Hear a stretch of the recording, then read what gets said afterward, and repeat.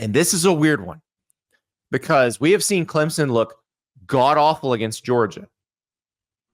And now the Kentucky-Georgia game adds even more context that makes it more confusing. We have seen Clemson look amazing against Appalachian State. I don't know what to think going in. Now, NC State, we saw look really bad against Tennessee. They got blown out, but it might be that Tennessee's just really good. And also, Grayson McCall got knocked out of their game on Saturday in the second quarter. Dave Doeren plans to update us on that injury later Monday. The way he described it Saturday, the way he talked about it Saturday, he said he didn't want to speculate, but he also pointed out that Grayson McCall was just kind of celebrating with his teammates at the end of the game on the sideline. So it sounded like he wasn't particularly worried about it. I think obviously that's going to have a huge impact on whether you think Clemson can cover this 16.5-point spread in this game. Well, you also, did you mention that the Georgia blowout loss also feels a little different? Yeah, a lot. Because we said, oh, it must be just because Georgia's awesome. And that's why Clemson gave up that many points and scored that few points. But Kentucky, we didn't think was as good as Clemson and certainly played Georgia a lot better than Clemson did.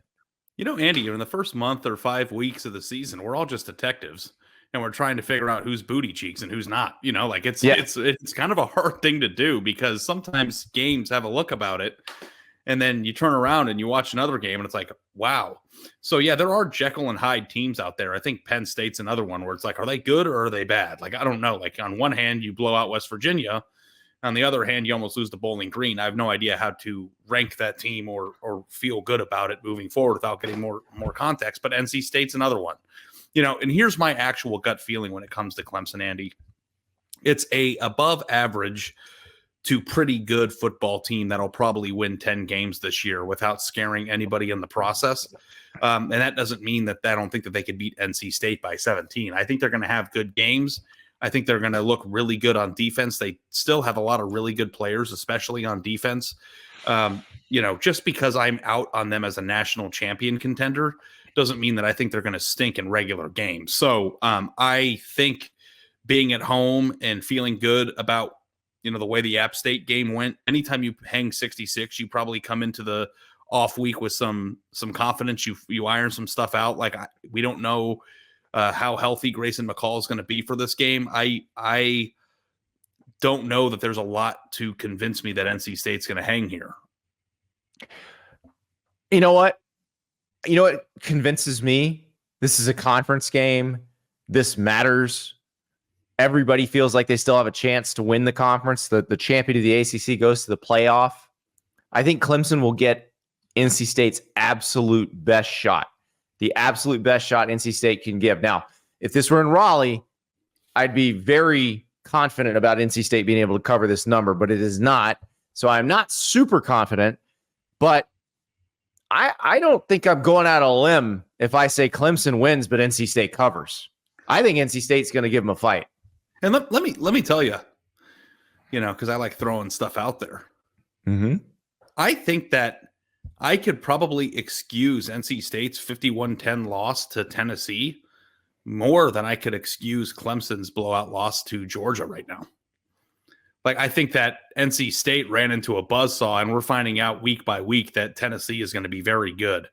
And we're going to pick this game later. I'm going up to Norman. Like, I am drinking Tennessee Kool-Aid. So I don't know how much I look at that loss and go, wow, NC State's just a bad football team. I think that they probably ran into the buzzsaw more so even than Clemson did this year. And also, too, and I'm kind of talking myself out of it a little bit, Andy, I don't know if we're completely out of the woods of just another offensive no-show for Clemson. Like, that's always in the cards here. Like, you could go an entire half of football and they struggle. That's where I'm coming from. Like, if they have a half like that, they can still win this game, but they won't cover.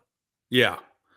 But I'm gonna give Clemson the benefit of the doubt. I think that you did make some good points. You made me switch my thought process. I hope I'm not watching this game and just feeling like I did while watching Florida State. And it's just like, can this team get a first down? I kind of felt that way a little bit in the Georgia game. But I really do think that Clemson's a pretty good football team. And winning like 38-21 or something seems like the pick here. All right. This is going to be fun. Because we're now getting into conference play, and it feels like it's been a kind of a delayed entry into conference play. We've seen a couple really interesting SEC games already, but the other leagues really haven't gotten fully into conference play. And some leagues are playing conference games that aren't conference games at all. Exactly. The Arizona-Kansas State game wasn't a conference game. But now we're getting the ones that really count, and I think that matters quite a bit because, again, if you win your league in the power leagues, you are probably going to make the playoff. Where in past years, losing in the non-conference was really demoralizing, and now it's like, well, we're 0-0 still where it matters, and you could get a re-energized program that's like, okay, here we go, it's go time. Like I buy into that like mental aspect of it. Yeah, I think it's going to be very, very interesting.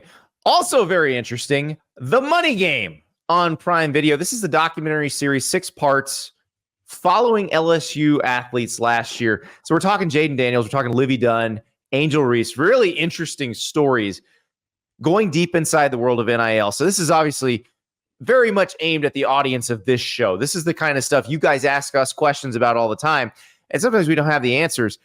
This documentary series will give you a lot of the answers, and there's a lot of just great insidery stuff.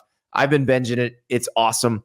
If you are a Prime Video subscriber, click that link in the show description of the YouTube video that you are currently watching. It'll take you right to The Money Game, and you can watch it. If you are not a Prime Video subscriber, well, hit that link and get signed up, because what are you doing? You got the Rings of Power. You got Roadhouse. You got NFL football on Thursday nights. You got to be subscribed to Prime Video. So hit that link, watch The Money Game.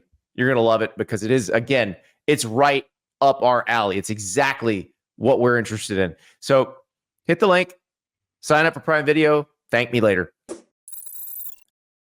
Thanks so much for watching. And don't forget to subscribe to the YouTube channel wherever you listen to your podcasts and leave a 5-star review.